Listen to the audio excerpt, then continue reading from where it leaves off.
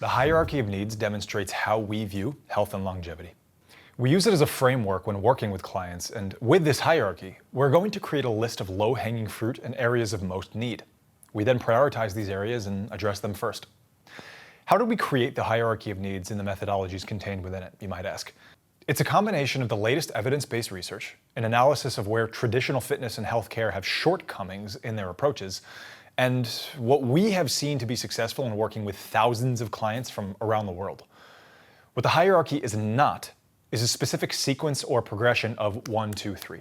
Instead, it's a framework and a model that guides our decision-making on what should be clues we should be focusing on, the same way a detective places pieces of evidence on the bulletin board before forming a hypothesis. The hierarchy of needs will allow us to establish a list of priorities and form our functional diagnosis that we can then use to formulate our plan of attack.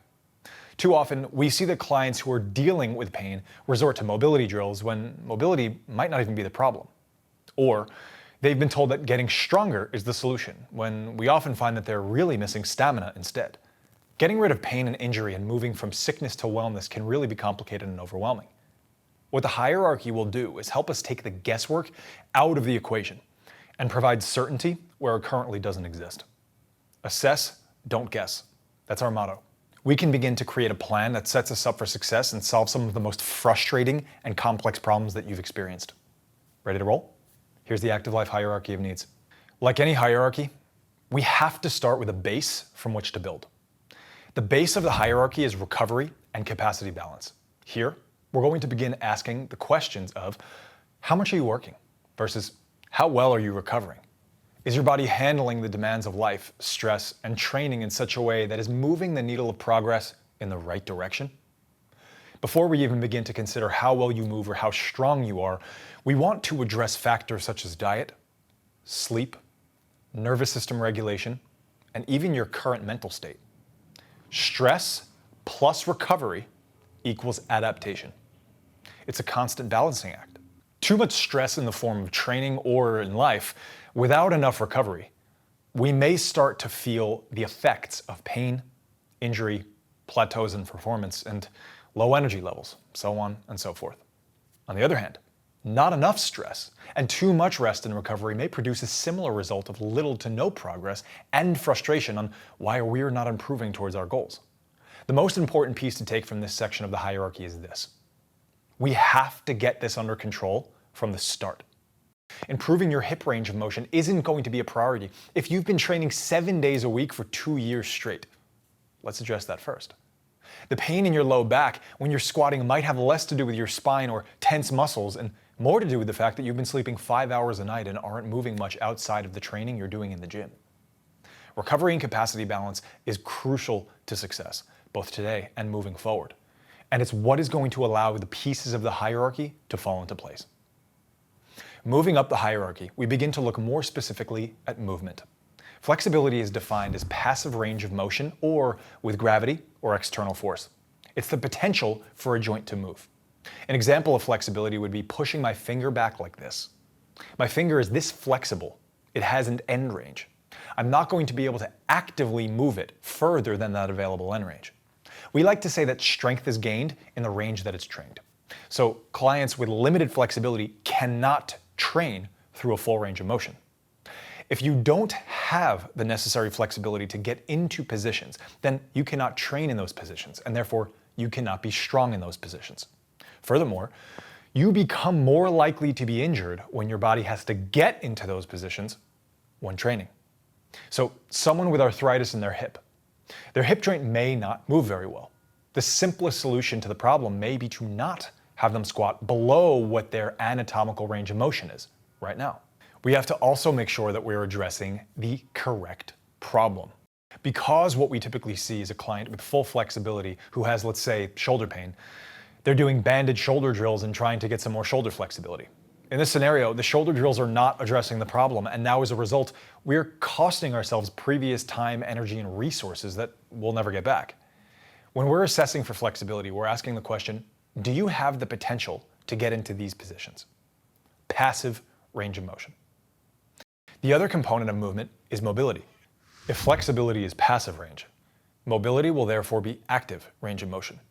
your ability to use some strength to access as much of your flexibility as possible through active ranges of motion. My finger is this flexible. It is this mobile. So if flexibility shows you the potential for the joint to move, mobility shows you the active range of motion within that potential to move. You will rarely see somebody's mobility exceed their flexibility. It's nearly impossible, except for some nervous system implications. What we're interested in is how close to your flexibility can you come actively. That's what we want to see. So if somebody does not have the requisite flexibility to get into a position, they're not going to be able to get into certain positions to move, lift, or train. We already established that. If somebody doesn't have the proper mobility, they're not going to be able to perform with the range of motion that they do have, and especially not with external loads. When we look at flexibility and mobility together, that's essentially what we are going to define as movement. Kind of important, right? So now, when we look at a client who needs to squat effectively, let's first ask, can we lay them on their back and have them drive their knee towards their chest? If they can touch, they have enough flexibility to squat. That doesn't mean that they can squat well. What we've seen from people who have enough flexibility to squat, who absolutely cannot get into the bottom position, is, well, they might not have enough mobility to get there. We're not going to band it up. Let's lacrosse ball it, stretch it, and hope for the best. It's an active problem that a passive solution won't fix. On the other hand, maybe their joint just doesn't have the potential to squat. Strengthening will do absolutely nothing for them. With this relationship between flexibility and mobility, we now understand and appreciate that there's more going on. We're now starting to see movement in a different light and are able to assess people effectively and get to the root cause of the problem. We're not guessing anymore. A lot of people may know their 1 rep max of a certain movement. These are common tests in the fitness and strength conditioning community. So to see how the big lifts work in comparison makes sense from a macro standpoint. But we want to get even more information, more details, and become more granular. This is where strength balance comes in. We want to look at things like max rep high pulls on the right arm versus the left arm. How does that compare to single arm pressing numbers? Is there an imbalance that needs to be addressed there as well? How well do you squat versus how well do you hinge? How about right versus left? Is the back of your joint as strong as the front? Can you pull as well as you can push? What about strength versus stamina? We take these pieces of information, and now when a client is having issues with running longer distances and they have all the flexibility and mobility in the world, well, maybe we need to look at how they're producing force. Maybe one side is a bit stronger than the other side. It's like a boat going down a canal, and only one side of the boat is being pulled along the canal. We want to know how well joints transmit and absorb force, in addition to different planes of motion, upward pulling versus upward pressing, front to back, right to left, all around. By looking at strength balance and collecting quantitative, measurable data, this gives us another layer of understanding. With skill and motor control, we put the pieces together. The pinnacle, beginning to perform complex movements with competence, quality form, and technique. Everything else has been checked out. Our lifestyle factors are understood and properly managed.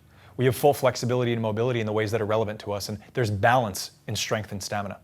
Now, when we're looking at skill and motor control, we can say that the focus needs to be on getting more reps, practicing the movement, and simply getting more exposure to the demands of that task. What we don't want to do is just jump into motor control and skill as our first line of defense. For example, we've seen clients who are learning to squat in the gym and they look like a baby giraffe learning to walk for the first time. You may have experienced that yourself. Slowly and surely they improve, and for those who have full range of motion, strength capacity, and stamina, they tend to progress quicker than those who don't. By starting from the bottom and moving up, we're able to set ourselves up for success. Moving properly, squatting correctly, hinging correctly, and not just squatting the weight from the floor every time you pull weight off of it, breathing effectively.